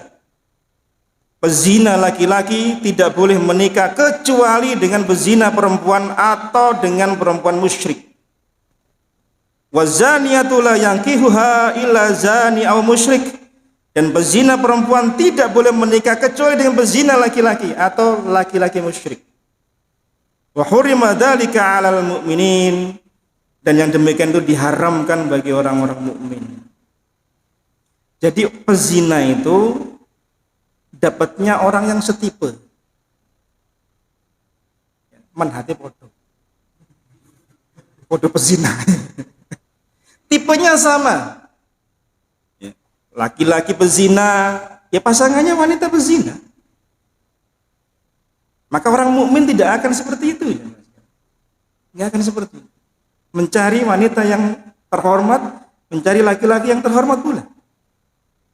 Kata Imam As-Sa'di rahimahullah, ketika beliau membawakan makna dari ayat ini, menunjukkan apa? Jeleknya zina. Karena tidaklah yang jelek ini didapatkan pada orang yang jelek pula. Jangan yang jelek diberikan pada orang yang baik. Orang baik dapat yang jelek-jelek, enggak. Ini menunjukkan jeleknya zina. Karena apa? Laki-laki zina dapatnya wanita pezina pula. Ayat ini menunjukkan, kata beliau, laki-laki pezina hanya mendapatkan perempuan pezina sesuai dengan kondisi pasangannya. Dia dijodohkan dengan orang yang setipe dengan dia. Waliyadzubillah, ya Mas. Waliyadzubillah. Demikian juga dengan perempuan, dicarikan yang setipe sama dia. Asbabun nuzul ayat ini apa? Dalam Abu Dawud nomor 2051 dan An-Nasai nomor 3230 dengan sanad hasan diceritakan bahwasanya ada seorang sahabat Abdullah bin Amr bin As menceritakan ada seorang bernama Marsad bin Abi Marsad al-Ghunawi bawa tawanan perang dari Mekah. Yang di sana itu ada perempuan pelacur bernama Anaq dan dia temannya dulu. Marsad ini dulu bertemanan ketika di Mekah, ketika masih belum hijrah ke Madinah itu dengan orang pelacur namanya Anaq. Kemudian datang pada Nabi sallallahu alaihi wasallam, "Ya Rasulullah, boleh nggak saya nikahi dia?" Karena sudah kadung seneng gitu ya. Maka beliau diam, nggak bisa jawab. Sebagaimana kebiasaan Nabi sallallahu alaihi wasallam, kalau tidak ada turun wahyu maka beliau diam. Sampai kemudian Allah turunkan firman Allah, "Wazaniyatu la yankihuha illa zani aw musyrik." Di ayat yang ketiga tadi. Tidaklah perempuan berzina itu dapatnya ya laki-laki berzina atau orang musyrik. Maka kemudian Nabi mengatakan pada Marsad al-Ghunawi, "Kesini engkau," karena dia mau pergi. Turun ayat tadi, Nabi mengatakan, "Jangan engkau menikah dengannya." Karena Marsad ini seorang mukmin, orang yang terhormat, punya kehormatan. Maka nggak layak dia mendapatkan seorang pelacur, pezina. Jadi pezina dapatnya pezina pula, jemaah sekalian. Apa sih faedah dari ayat ini? Yang pertama, zina itu sangat jelek dan diharamkan bagi orang-orang yang beriman. Karena terbukti apa? Allah melarang orang beriman untuk mendapatkan yang buruk, yaitu pasangan yang berzina. Berzina dapat berzina pula. Yang kedua, laki-laki berzina atau perempuan berzina, begitu sebaliknya, maka mereka adalah orang yang setipe, cocok. Maka dipasangkan. Ibarat burung, maka burung itu akan berkumpul dengan teman yang sejenisnya. Nek ono burung gagak moro-moro ning kerumunan burung gereja, burung bukanya nyasar. Karena burung itu ngikuti hati, ya. Sebagaimana hati itu kayak burung. Hati itu akan berkumpul pada hati yang sama. Maka orang yang beriman gak akan bisa tenang hatinya kalau berkumpul di tengah-tengah orang yang bukan beriman. Kayak burung tadi, burung kumpul ya sama, jenisnya sama. Yang ketiga, tidak boleh menikah dengan pezina sampai dia bertobat. Nah, syaratnya kalau dia bertobat, karena tadi si anak tadi itu masih pezina aktif gitu loh. Kok gak enak ya sama kok namanya kok pezina aktif. Dia belum bertobat gitu loh maksudnya, ya. Belum bertobat. Kalau sudah bertaubat, maka diperbolehkan jemaah sekalian. Ditambah dengan namanya istibra. Istibra itu bersihnya rahim. Khawatirnya nanti ada benih dari laki-laki lain yang berzina dengan dirinya, kemudian dia masuk, nanti bingung, ini anaknya sopo. Paham ya? Nah, jadi bolehnya menikahi wanita yang berzina kalau dia bertobat dengan taubatan nasuha, kemudian membersihkan rahimnya, mengkosongkan rahimnya. Jadi kalau dia hamil, berarti apa yang harus dilakukan? Lahir dulu. Lahirkan baru dinikahi. Jangan menikahi ketika hamil terjadi. Banyak kasus nggak seperti ini? Di masyarakat kita kayak gitu, melegalkan pernikahan, nutupi malu di tengah masyarakat, ya. Kemudian ketika hamil ketahuan pacare telat 2 minggu, langsung gelar pernikahan. Telat 2 bulan langsung pernikahan. Ya gampang lah, lahirnya anaknya berapa bulan setelahnya gitu aja. Masyarakat kita itu sudah pinter-pinter masalah. Kemarin kita dapat berita gitu ya. Kita istri saya dan keluarga itu nengok seorang tetangga dulu lah yang punya bayi gitu ya. Terus saya tanya, saya kaget karena saya tahu dulu ketika nikahan itu kita diundang ke kampungnya sana. Terus lahiran lah, saya tanya gitu. Kaget karena perasaan saya itu masih baru kemarin gitu loh ya. Loh, kok sudah istri saya cerita ternyata anaknya itu ketika hamil, ketika nikah itu sudah 3 atau 4 bulan. Jadi sudah di DP katanya. Kayak rumah aja ya, ada DP-nya gitu. Kayak motor kasih DP gitu ya. Ini anaknya orang di DP gitu ya. Waliyadzubillah ya Mas. Ya. Ini kasus kayak gitu terjadi. Jadi dinikahkan dalam kondisi hamil. Ulama berpendapat dikosongkan dulu rahimnya. Tapi kira-kira malu enggak seperti ini? Malu. Menikah setelah anaknya lahir, baru nikah. Ya jelas malu.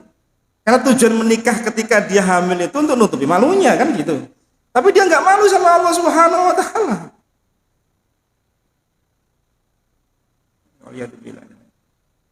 Yang keempat,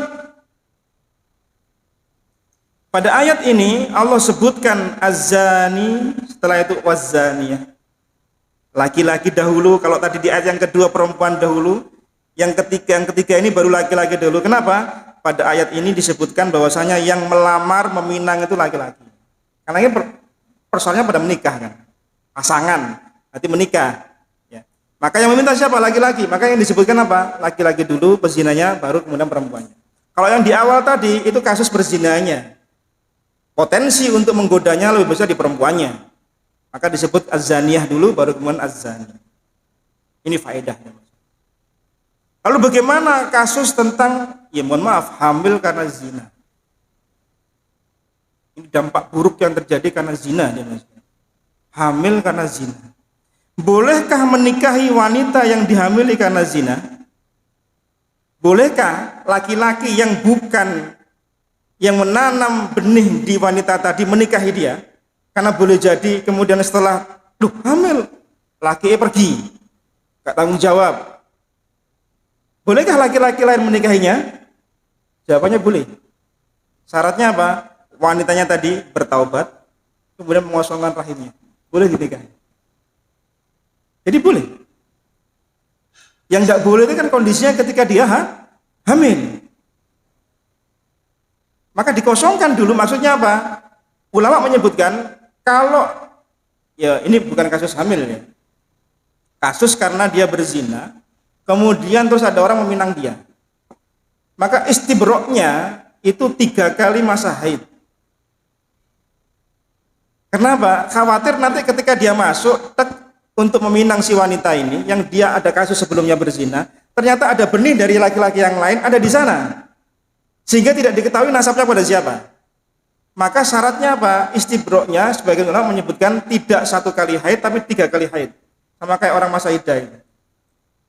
Ternyata bersih 3 kali haid, oh bersih, nggak ada apa-apa. Oh, berarti ketika dia masuk, memang ketika dia nanti hamil, berarti benih dari laki-laki yang tadi, bukan dari yang sebelumnya. Paham ya? Ya, jadi boleh menikahi wanita yang kasusnya karena berzina, apalagi sampai hamil. Maka tapi syaratnya adalah bersihkan dulu rahimnya. Jadi setelah melewati masa rahimnya kosong.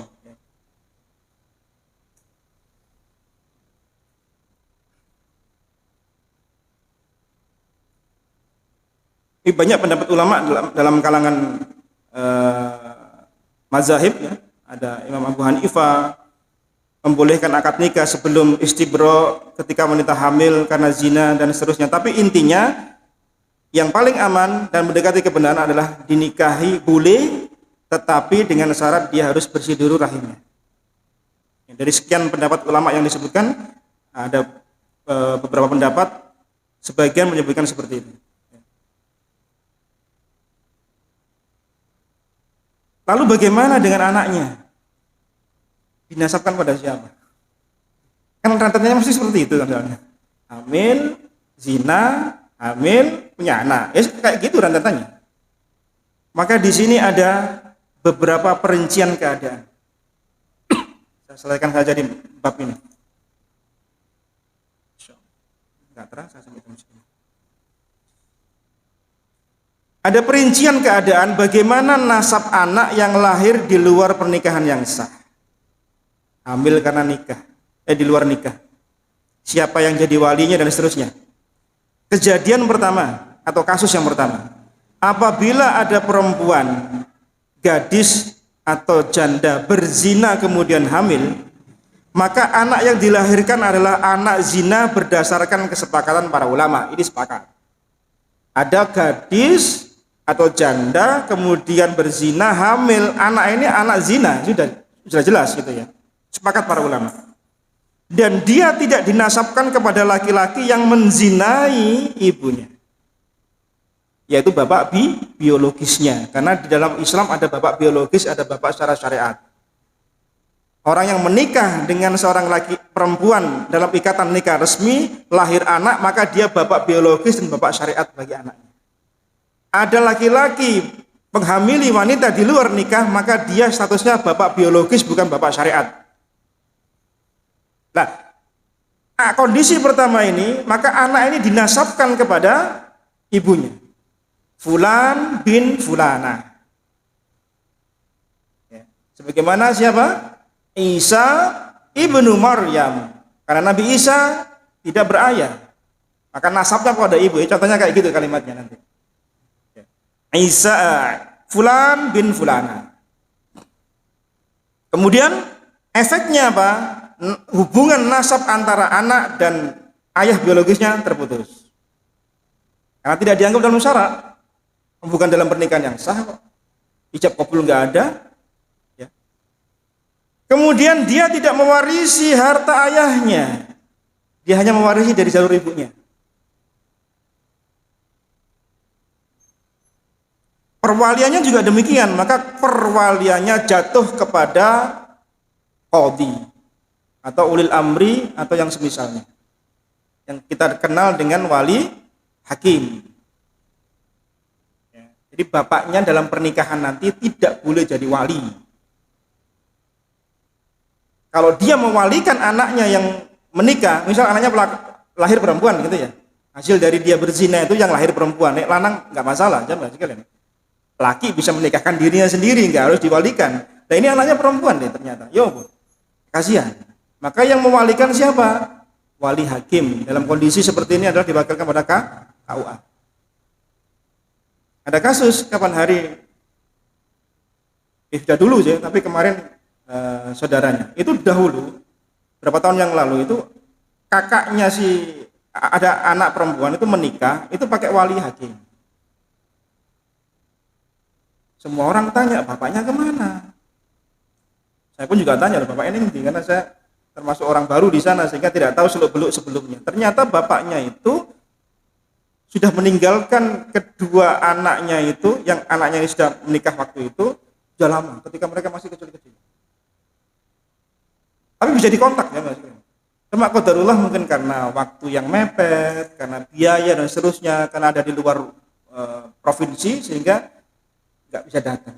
Sehingga kemudian diwakilkan kepada wali hakim. Nah, ketika kemarin itu saya waktu khutbah nikah, adiknya, bapaknya itu datang. Adiknya, bapaknya datang. Pak, kemana kamu dulu, Pak? Iya, Ustaz. Qadarullah ada banyak kendala gitu. Dia bilang gitu. Nah, dinikahkan terus diwali amanahkan kepada pasrah wali kepada KUA-nya. Bapaknya enggak menikahkan langsung. Lah, kakaknya protes. Biyen aku bapak gak teko kok saiki adikku teko. Kemudian mengadakan nikah. Apa namanya? Bukan bangun nikah. Nikah ulang gitulah gampangannya. Kalau bangun nikah kan karena ada sebab, mungkin ada perkataan talak dan seterusnya yang menjurus ke sana. Kalau bangun nikah lagi itu harus ada mahar lagi, ada saksi. Sebagaimana pertama dulu loh, tapi nggak usah rame-rame gitu ya. Rame-ramenya nebeng yang tadi itu soalnya, nebeng adiknya soalnya.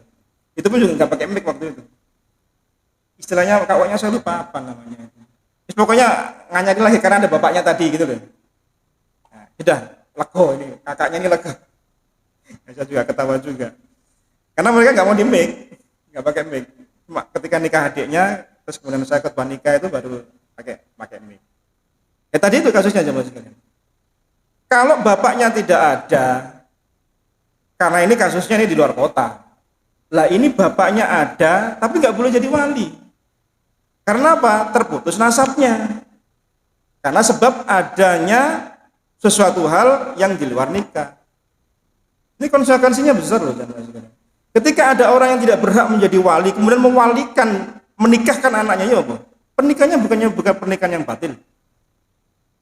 Pernikahannya batil. Dianggap tidak sah oleh ulama, cacat. Kenapa? Yang jadi wali nggak berhak gitu loh. Kan bahaya. Dan banyak orang yang tidak tahu soal seperti ini. Dan tidak wajib, ini konsekuensi berikutnya, tidak wajib bagi bapak biologisnya tadi untuk menafkahi anak yang lahir dari zina tadi. Tidak wajib di sini maksudnya apa? Dia tidak berdosa kalau tidak menafkahi gitu loh. Tapi kalau dia mau menafkahi, ya boleh. Tapi nggak ada kewajiban bagi dia. Wong dia bukan bapak secara syariat kok. Beda dengan kita, yang kita lahir anak kita dari pernikahan kita, ya nafkah kita yang wajib untuk menafkahi anak kita. Memberikan pakaian, sekolah dan seterusnya. Tapi kalau anak yang lahir dari perzinahan, bapaknya nggak punya kewajiban nafkahi anaknya. Kalau dia nggak nafkahi, nggak berdosa gitu loh. Kalau bapaknya sendiri yang menjadi bapak syariat, ya berdosa kita kalau nggak nafkahi keluarga kita. Itu kan konsekuensinya jemaah sekalian. Tetapi hubungan mahram tidak terputus. Maksudnya apa? Kalau yang lahir anak perempuan, maka bapaknya ini tidak serta-merta secara nasab terputus, betul. Tapi secara kemahraman tidak. Maka bapaknya biologis tidak boleh nikah sama anak zinanya. Anakku gede saya kira. Kok ayo ke ibu embien lah, bapaknya tertarik. Terus dia nikah sama anaknya ini, loh kan saya bukan bapaknya syariat, loh enggak boleh. Secara mahram masih punya ikatan, tapi tidak ada garis nasab, enggak mewarisi, tidak jadi wali dan seterusnya. Konsekuensinya besar loh. Betul, demi Allah ini besar dan berat di masyarakat kita berat. Itu kondisi pertama. Kondisi kedua, apabila terjadi sumpah li'an antara suami istri. Sumpah li'an itu menuduh istrinya berzina, kemudian terus dia melaknat istrinya, itu namanya sumpah li'an. Terus dipisah sama oleh hakim. Jadi suaminya bersumpah demi Allah 4 kali, yang kelima melaknat istrinya. Demikian juga istrinya bersumpah menolak tuduhan suaminya 4 kali demi Allah. Kemudian yang kelima dia menuduh balik suaminya, kalau azab itu tidak benar maka kembali pada suaminya. Itu namanya li'an. Ya. Kalau ternyata setelah disumpah tadi itu ya dipisah selama-lamanya, kemudian kok ya lahir anak, ternyata lahir anak,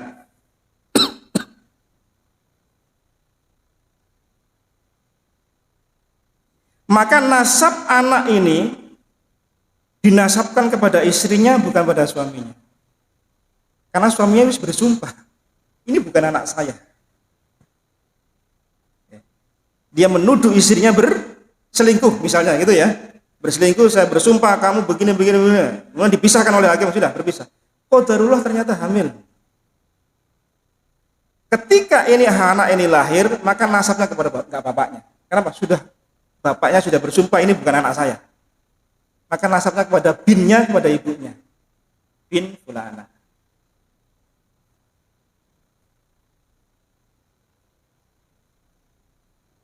Dan sama kalau menikah walinya wali hakim, bukan bapaknya, karena wis dilaknat tadi, jadi bersumpah li'an tadi. Nah, beda dengan kasus ketiga. Bagaimana kasus ketiga? Ada seorang istri berselingkuh dengan orang lain, berzina dengan orang lain, waliyadzubillah. Kemudian dari hasil perselingkuhan itu hamil. Ada suaminya. Dan suaminya tidak mensumpah li'an istrinya. Jadi terima. Saya pernah dapat kasus kayak seperti ini. Di istrinya diketahui berselingkuh dengan orang lain. Sampai pun dilihat wajah anaknya tidak mirip dirinya. Itu dia tahu. Kok kayak tonggoku wajahnya. Loh, iya betul. Betul. Telepon lama sama saya. Qadarullah kemudian si istri ini dikabarkan terakhir bersama dengan selingkuhannya. Kemudian dia berpisah, dapat wanita yang alhamdulillah kayaknya pengusaha. Ya mudah-mudahan bahagia dengan kehidupannya sekarang. Tapi dia menanggung berat. Saya bilang gini, kalau itu memang bukan anak antum, anggap dia anak sendiri. Saya bilang gitu. Karena berdasarkan peristiwa ketiga ini, kalau ada istri berzina, berselingkuh dengan orang lain, kemudian hamil, maka anaknya itu binnya tetap pada bapaknya, suaminya, suami yang sah, bukan kepada laki-laki yang berzina dengan si wanita tadi. Beda dengan kasus yang kedua tadi. Kalau yang kedua tadi kan sumpah li'an, suaminya menolak, bersumpah ini bukan anak saya nggak pernah kumpul sama sampean, sudah berapa hari kok keluar kota misalnya gitu misalnya. Tapi ternyata qadarullah hamil gitu loh, bukan dengan laki-laki lain, maka binnya kepada ibunya.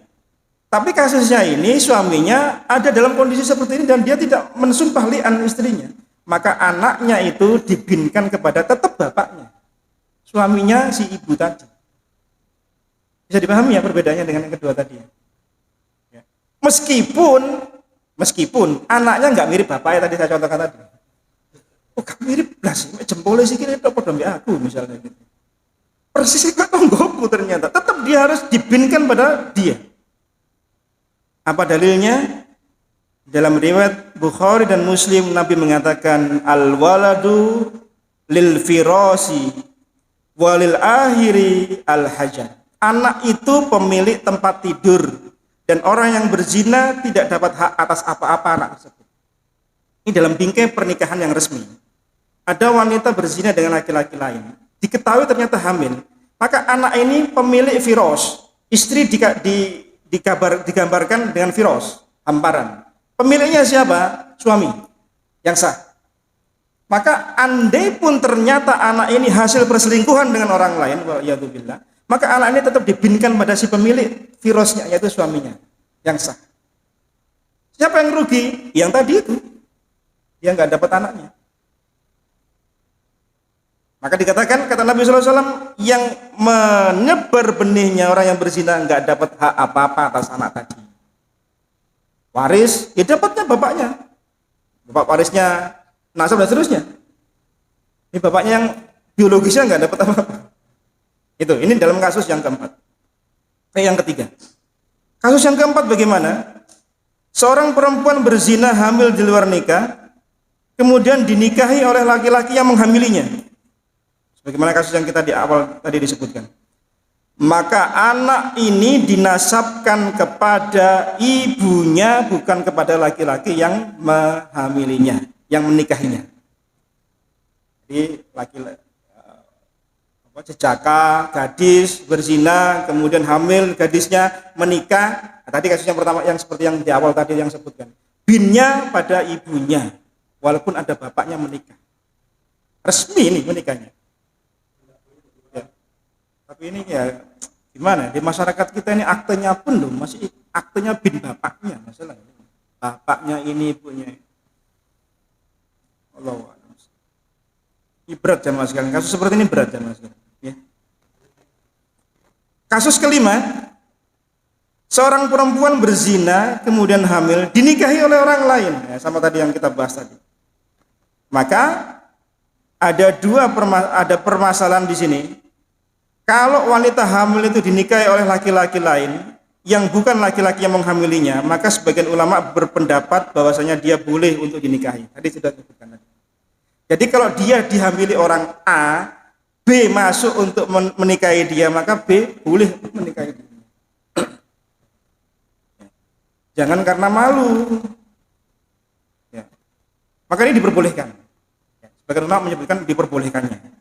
Adapun mazhab yang lain menyebutkan sampai dia lahir dulu. Ini mazhabnya Imam Ahmad. Tapi yang lebih mendekati kebenaran adalah yaitu yang pertama, yaitu bolehnya menikahinya kemudian sampai dia selesai masa istibroknya.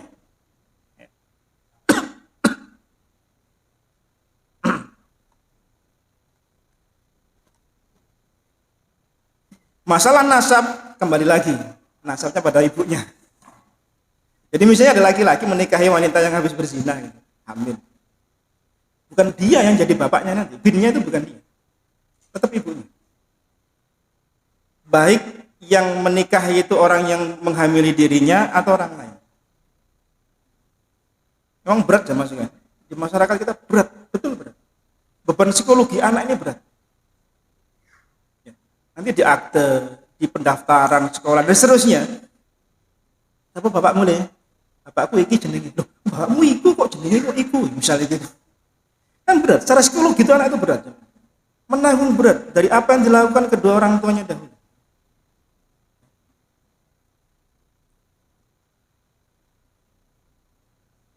Kejadian keenam, yang terakhir, bagaimana anak yang lahir dari akad nikah yang batil?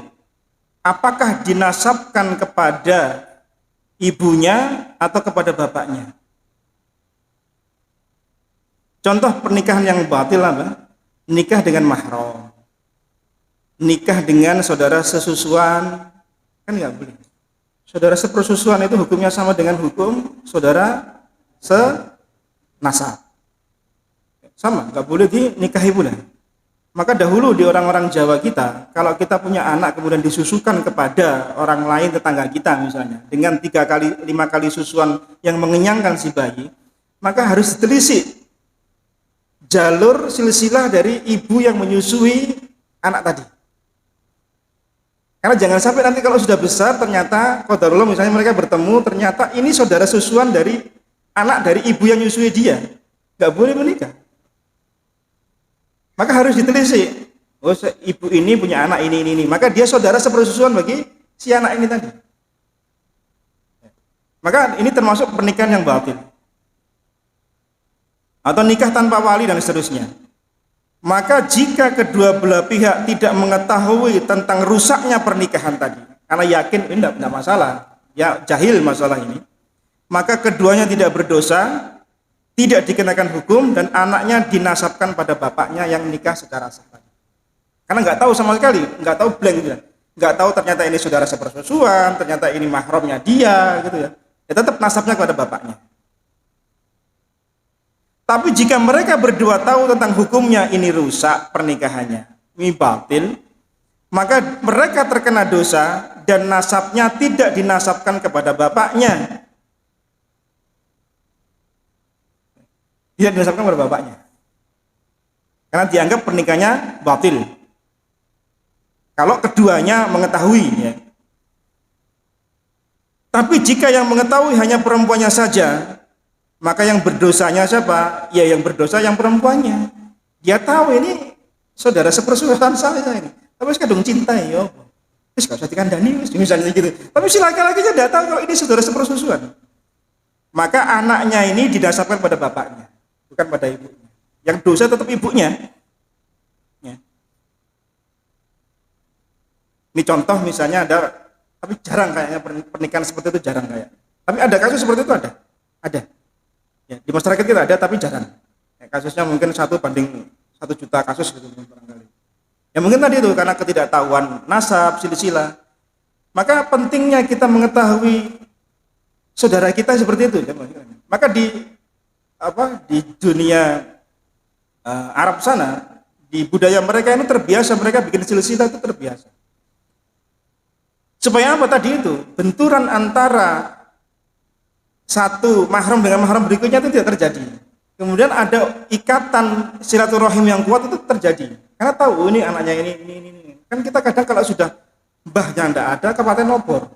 Bahasa Jawa kita kan kabupaten nopor. Nggak tahu iki dulure, misanane, tapi sudah nggak tahu, sudah blank. Masih ada nggak? Antum semua masih punya kumpulan arisan keluarga besar, masih ada nggak? Makanya sudah nggak ada ya.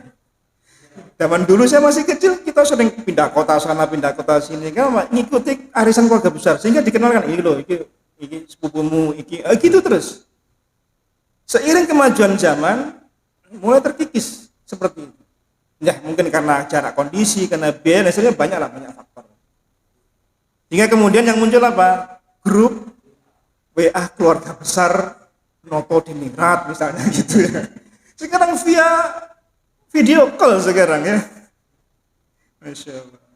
Ya ini hikmah di balik teknologi yang ada ya. Kita syukuri. Nah, jemaah sekalian, Bapak Ibu sekalian yang dimuliakan oleh Allah Subhanahu wa taala, ini beberapa faedah yang bisa kita ambil dari ayat ke-3 dari surah An-Nur sebagai dalil yang keempat yang dibawakan oleh Imam Az-Zahabi rahimahullah.